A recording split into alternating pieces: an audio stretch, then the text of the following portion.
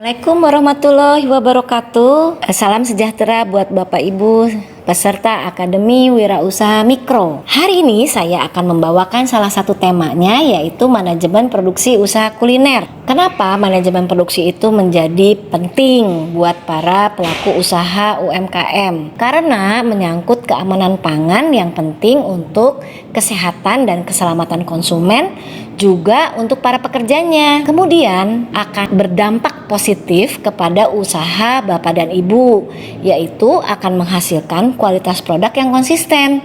Dengan demikian, karena produknya sudah bagus, kualitasnya sudah konsisten, merek Bapak Ibu akan menjadi merek yang terpercaya oleh konsumennya. Sehingga pelanggan Bapak Ibu akan terus bertambah dan semakin banyak orang yang suka produk Bapak Ibu. Kemudian yang paling penting juga, pada saat kita sudah memiliki manajemen dalam produksi kita, memiliki sistem, akan lebih mudah untuk diduplikasi usaha kita untuk terus berkembang. Apa itu duplikasi usaha? Misalnya kita mau bikin cabang, atau kita mau menjual franchise, atau kita mau membuat produk lain atau bisnis lain yang sejenis ataupun berbeda jenis dengan usaha kita, tapi dengan kita sudah menguasai manajemen produksi, akan lebih mudah merancang bisnis yang baru tersebut. Produksi usaha kuliner terbagi dalam dua kelompok, yaitu kelompok food service dan satunya lagi adalah industri kecil menengah. Apa bedanya? Food service adalah produk yang diproduksi secara siap saji, artinya umur produknya itu dikonsumsi konsumen di bawah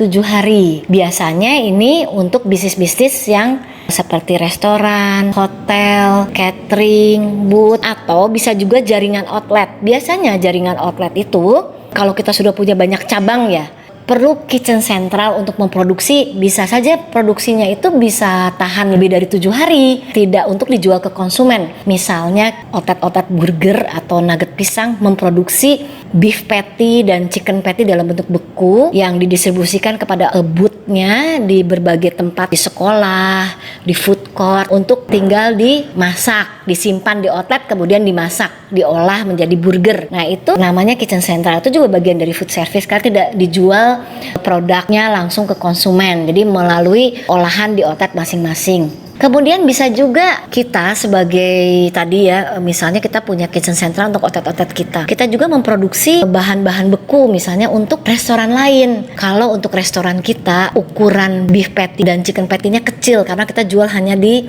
gerobak misalnya atau di kantin sekolah. Nah, karena kita sudah punya fasilitas produksi dan sudah banyak alat-alat yang kita investasikan, mungkin kita bisa mau menjual kepada usaha orang lain seperti restoran lain, catering misalnya, tapi dengan produk yang berbeda, misalnya ukurannya lebih tebal, dagingnya lebih banyak. Nah, itu juga disebut produksi olahan bahan makanan yang hanya dijual ke jaringan business to business atau B2B.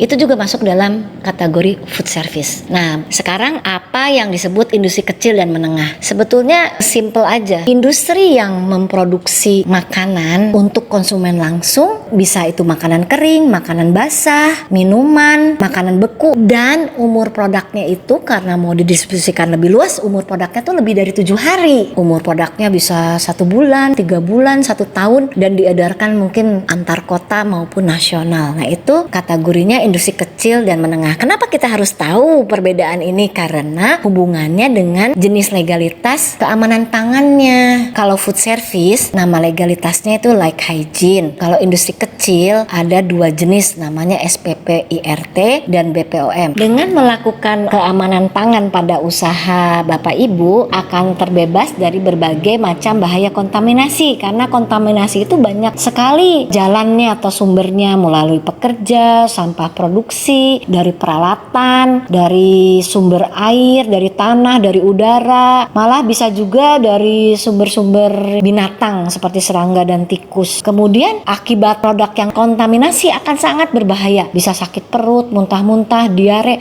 malah yang paling bahaya lagi keracunan makanan, orang bisa masuk rumah sakit dan dehidrasi, ya bahaya sekali. Nah, apa saja manajemen produksi ini? Dalam sesi ini saya akan bicara mulai dari hygiene pekerja, ruang dan fasilitas produksi, peralatan produksi, proses produksi, dan pengemasan serta penyimpanan. Higienis pekerja akan dibahas satu-satu nanti di sesi saya, bagaimana pentingnya personal hygiene dengan contoh-contoh di dapur restoran maupun industri kecil. Kemudian penting sekali dalam kita memanage ruang dan fasilitas produksi, mengatur mulai dari kebersihannya, denah ruangannya, penempatan peralatan, kemudian juga bagaimana mengatur keselamatan kerja dan juga kebersihan yang terjadwal. Kemudian peralatan produksi itu sangat penting karena setiap usaha berbeda kebutuhan alat-alatnya. Tapi yang paling penting untuk usaha makanan itu butuh sekali bahan-bahan yang tidak mudah kontaminan atau tahan karat misalnya ya,